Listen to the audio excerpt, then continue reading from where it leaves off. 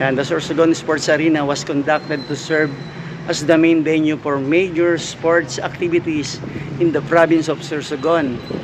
The construction started in year 2019 during the incumbency of Honorable Governor Francis Joseph Chis Escudero.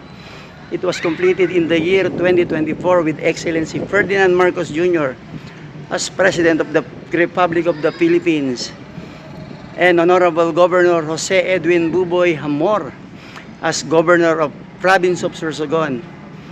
These visionary leaders worked together to complete these government facilities, becoming Bicolandia the biggest and most iconic arena. Yan, the province of Sorsogon is the most grateful to Senate Francis Joseph Chis Escudero, former Senator Vicente Soto III, Senator Grace Poe, Senator Lito Lapid, Senator Joel Villanueva, and Senator Mark Villar for facilitating availability of necessary funds to complete this edifice. The Department of Public Works and Highway DPWH during the incumbency of the DPWH Secretary Mark Villar implemented the construction through DPWH Sorsogon District Engineering Office.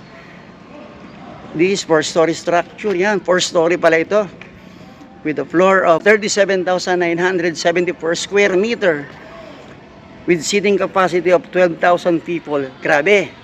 Will magnify Sorsogon relentless pursuit for progress making of the province as main sport tourism and destination. Yan, dedicated to the people of Sorsogon, October 17, 2024.